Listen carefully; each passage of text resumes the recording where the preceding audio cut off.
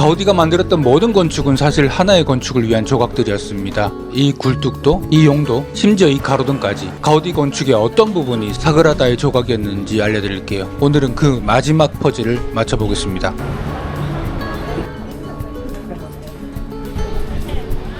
1904년 섬유사업가 조셉 바티오는 가우디에게 자신의 집을 새롭게 바꿔달라고 부탁합니다. 가우디는 잠시 생각한 뒤에 바다처럼 살아 숨쉬는 건축을 만들어 보겠다며 여기에 바르셀로나의 수호성인 성 게오르기우스와 용의 전설을 담아내기로 합니다. 옛날 리비아의 실레네 근처에는 사람을 잡아먹는 용이 사는 거대한 호수가 있었습니다. 사람들은 처음에 매일 양 2마리를 바쳤지만 양이 모두 사라지자 제비뽑기로 사람을 희생시키기 시작했습니다. 어느 날 왕의 딸이 제물로 뽑혔고 왕은 금과 보석으로 대신하려 했지만 시민들은 법은 모두에게 공평해야 한다며 거부했죠. 공주가 용에게 바쳐지기 위해 호수로 향하던 순간 흰말을 탄 기사 게오르기우스가 나타났습니다. 그는 기도한 뒤 용에게 돌진했고 창으로 용을 쓰러뜨렸습니다. 그리고 공주에게 허리띠를 풀어 용의 목에 걸라고 했고 용은 놀랍게도 순한 짐승처럼 두 사람을 따라 도시를 돌아왔습니다. 게오르기우스는 사람들에게 그리스도를 믿겠냐고 물었고 전설에 따르면 많은 이들이 세례를 약속했습니다. 그 후 그는 검으로 용을 베어 마침내 죽였습니다. 이후 로마 군인으로 살던 게오르기우스는 황제 디오클레티아누스의 기독교 박해에도 신앙을 버리지 않았고 끝내는 순교했습니다. 그는 기독교를 대표하는 성인이 되었고 이 전설을 건축으로 담아낸 집이 바로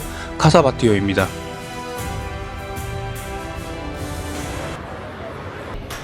건물 안으로 들어서면 가장 먼저 눈에 들어오는 것은 이 계단입니다.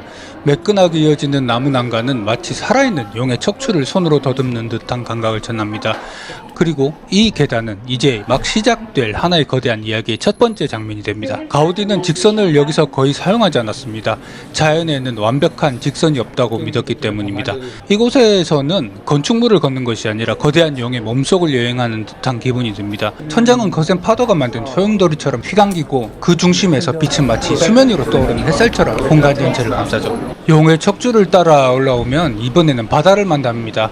가우디가 가장 치밀하게 계산한 공간 중 하나입니다. 건물 한가운데를 비워서 하늘에서 들어오는 자연광의 모든 층에 닿도록 만들었는데 위층은 빛이 너무 많고 아래층은 빛이 너무 부족합니다. 빛이 가장 강하게 들어오는 위쪽에는 짙은 코발트 블루 타일을 사용하고 빛이 약한 아래쪽으로 내려올수록 점점 밝은 하늘색 타일을 사용했던 거죠.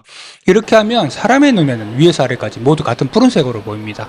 그리고 위층의 창은 작게 아래층의 창은 크게 만들어서 자연광이 모든 공간에 거의 같은 밝기로 퍼지도록 설계했죠. 제일 위층에 있는 이곳은 세탁실과 창고 그리고 하인들이 일하던 다락방이었습니다. 천장을 받치는 이 아치들은 거대한 동물의 뱃속을 걷는 듯한 느낌을 주죠. 그리고 마침내 용의 등을 따라 가장 높은 곳에 도착했습니다. 멀리서 보면 이 지붕은 비늘이 겹겹이 이어진 거대한 용의 등을 닮았죠. 이곳에 서 있는 조형물들은 가우디는 연기가 더 잘 빠져나가도록 굴뚝을 여러 개 묶고 바람의 방향까지 계산해서 이 형태를 만들었던 거죠. 가장 눈길을 끄는 것은 지붕 한가운데 솟아있는 십자가입니다.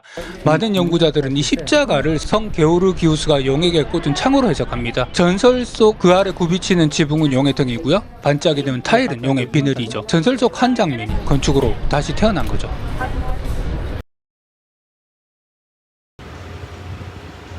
카사밀라가 보이네요.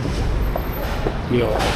카사밀라 저 옥상에는 원래 큰 성모 마리아 상이 놓여지기로 했었어요. 근데 지금 없는 이유는 가우디가 점점 유명해지자 이제는 지역 부호들의 주택 설계 일들이 가우디의 주된 일이 되었고 그중 바티오 공사 현장 근처에 살던 밀라는 가우디가 끝내길 기다리며 바티오의 공사 현장을 지켜보았습니다. 사실 카사밀라는 아내에게 해줄 선물이었고요. 아내는 너무 독창적인 가우디가 좀 부담스러웠지만 결국에는 가우디가 카사밀라를 짓게 했죠. 가우디는 카사밀라를 주택인 동시에 몬세라트의 산과 같이 엄숙한 종교적인 건축으로 만들고 싶어 해서 옥상에 성모 마리아와 십자가를 건축에 배치하기로 서로 합의를 했습니다. 만일 카사밀라 옥상에 성모 마리아 상이 있다면 이런 모습일 거예요. 하지만 설계는 처음부터 순탄하지 않았고요.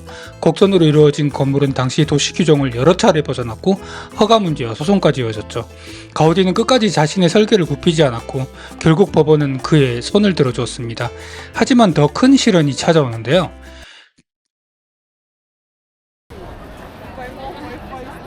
여기서부터 이제 관람이 시작돼요.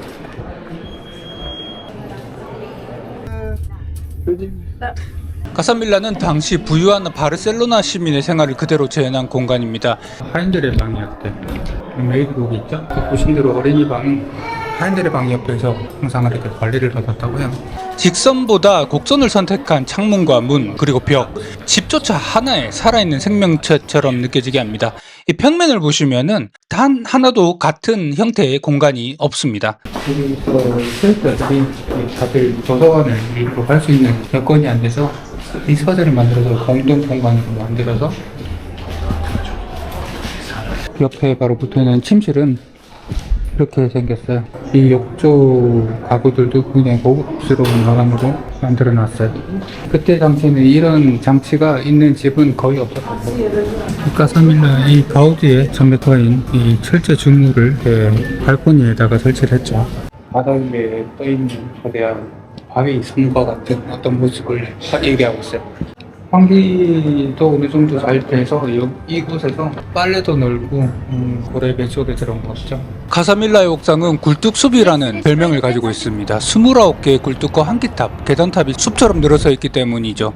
사람들은 이 모습을 보고 중세 병사들이 성을 지키는 모습 같다고 말합니다. 그래서 지금도 이 굴뚝들은 전사들이라는 애칭으로도 불리죠.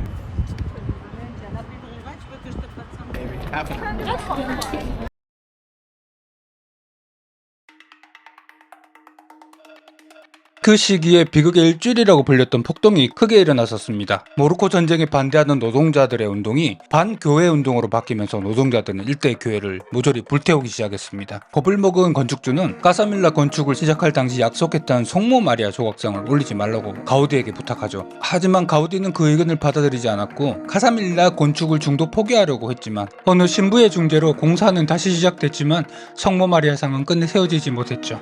건축주는 가우디 건축에 대해 처음부터 사실 크게 불만이 있었는데 건축 비용에서 또 갈등이 불거졌습니다. 건축 비용을 아까우지 않았던 구엘과 작업했던 가우디는 까사밀라에서도 자신의 습관대로 건축 비용을 아끼지 않았기 때문이죠. 결국 둘 사이는 소송이 진행되었고 법원은 가우디에게 손을 들어줘서 건축이 완공된 지 4년 후인 1916년에 가우디는 건축에 대한 비용을 지불받게 됩니다. 밀린 공사 대금을 받은 가우디는 모두 사그라다 파밀리아 대성당 공사를 위해 기부하였고 이후 자신은 사그라다 파밀리아 건축에 전념하기로 결심하죠.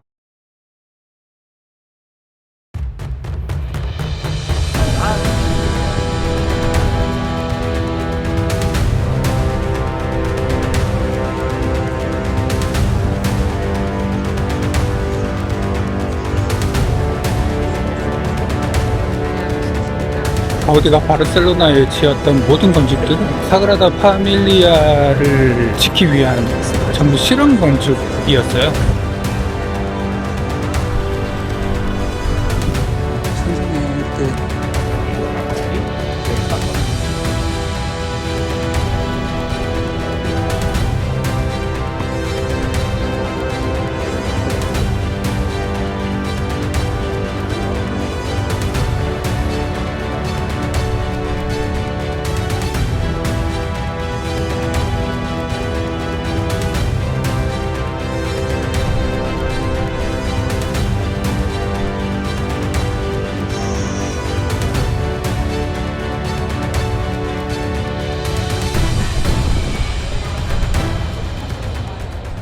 대성당이 이렇게 높이 보인 줄 몰랐네요.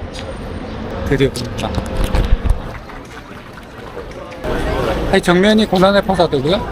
또 한쪽 면은 탄생의 파사드, 그리고 나머지는 영광의 파사드로 이루어져 있어요. 세계에서 가장 위대한 위안 성작 사그라다 파밀리아. 많은 이들이 이 거대한 성당을 오롯이 가우디의 단독 구상으로 생각하지만 그 시작엔 다른 이름이 있었습니다. 1882년 초대 건축가 비아르가 처음 그린 도면은 지극히 전형적이고 평범한 고딕 양식의 성당이었습니다. 하지만 이듬해 가우디가 이 프로젝트를 이어받으면서 모든 규칙이 뒤흔들리고 맙니다. 평면들을 보시면 푸른색 부분이 원래 비아르가 건축했던 부분이고요. 붉은색이 가우디가 상당 계획을 확장한 부분입니다. 사그라다 파밀리아의 전년말 무렵에 뜸했던 구엘이 연락이 왔습니다. 구엘은 자신의 공장을 지으면서 공장 노동자들에게 미사할 수 있는 공간을 만들려고 했었던 거죠. 가우디는 흔쾌히 수락을 했지만 구엘의 경제적인 이유로 본당 건설은 중단되었습니다. 결국 완성되지 못한 콜로니아 구엘 재단이지만 이 건축물이 사그라다 파밀리의 기초 실험이 되었죠. 가우디는 앞서 콜로니아 구엘 성당을 작업하면서 자연의 곡선과 중력을 거스르는 구조적 실험을 마친 상태였습니다. 실과 모래 주머니를 달아매어서 건축의 형태를 역으로 계산하던 그 파격적인 역현수선 실험, 이건 그대로 사그라다 파밀리아에 적용하죠. 스페인 독감이 번졌었고 그로 인해 구월은 마침내 생을 마감하게 됩니다. 그리고 가우디는 완전하게 사그라다 파밀리아에 자기 자신의 인생 전부를 바치게 됩니다. 가우디가 어린 시절 항상 보아왔던 몬세라테 산을 모티브로 사그라다 파밀리아를 계획하게 되죠. 사그라다 파밀리아의 첨탑은 모두 18개입니다. 가장 높은 첨탑은 예수, 그 아래 있는 성모 마리아, 그 주변은 네 복음서 저자, 그리고 바깥의 12개 첨탑은 12사도를 상징합니다. 성당의 문을 열고 들어서는 순간 우리는 건축물 안으로 들어온 것이 아니라 거대한 숲에 도착했음을 깨닫습니다. 나뭇가지처럼 사방으로 뻗어 올라간 석조 기둥들, 가우디는 신을 향한 가장 거룩한 장소로 자연의 숲을 선택했습니다. 직선은 인간의 선이고 곡선은 신의 선입니다. 스스로 화중을 버티는 경사 기둥들은 하늘을 향해 자라나는 나무가 되어 천장을 떠받치죠. 기둥 끝에 맺힌 조명들은 나무집 사이로 내리쬐는 햇살처럼 성당 내부를 밝힙니다. 동쪽에서 떠오른 아침 햇살이 푸른빛의 창을 통과할 때 성당 안에는 맑은 생명력이 피어납니다. 시간이 흘러 서쪽으로 해가 기울면 붉고 따뜻한 석양이 반대편 창을 물들이며 순간 희생의 서사를 완성합니다. 색 유리를 거치지 않고 가장 높은 천장에서 떨어지는 순수한 흰빛은 밑에서 불타오르는 무지개색 빛들과 얽히면서 공간 전체를 하나의 거대한 빛의 오케스트라로 만듭니다. 성당의 메인 출입구가 될 거대한 청동문 앞입니다. 하나의 거대한 주기도문입니다. 세계 50개 이상의 언어가 빽빽하게 채워져 있습니다. 이 뜻은 오늘 우리에게 필요한 양식을 주옵시고 라는 뜻인데 여기는 한글도 적혀 있습니다. 문 하단을 내려다보면 주황빛으로 홀로 반짝이는 두 알파벳은 앤토니 가우디 이름의 약자입니다. 탄생의 파사드는 예수님의 탄생부터 어린 시절까지 이야기를 담고 있습니다. 가장 위에는 마리아의 대관식이, 그 아래에는 수태고지와 중앙에는 예수의 탄생이 자리하고 아래로는 목동들의 경배와 동방박사들의 경배가 펼쳐집니다. 오른쪽에는 목수로 일하는 어린 예수의 모습도 볼 수 있고요. 마지막으로 헤롯 왕의 영아 학살과 이집트로 피신까지 예수의 어린 시절이 하나의 이야기처럼 이어집니다. 주변에는 요셉과 마리아 그리고 천사들이 이 모든 순간을 함께하고 있습니다. 순환의 파사드는 하단 왼쪽 최후의 만찬과 배신의 유다 키스로 시작해서 스승을 부인하는 베드로와 재판 속의 빌라도를 지나면서 비극은 깊어지죠. 중앙 기둥에서 채찍질을 견디는 예수는 십자가를 대신 들어준 시몬과 함께 골고다 언덕을 향해 올라갑니다. 십자가에 못 박힌 처형의 순간 그 곁에는 창을 든 롱기누스와 예수의 옷을 두고 제비 뽑기 하는 병사들이 서 있고 숨을 거둔 예수가 십자가에서 내려지며 이 거칠고 비정한 서사는 비로소 마침표를 찍습니다.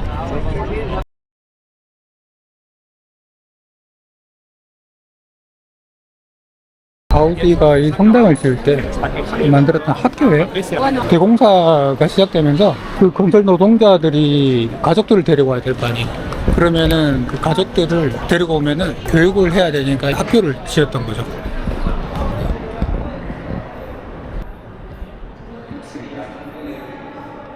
이렇게 학교가 이렇게 천장으로 둥글둥글해 돼 있는.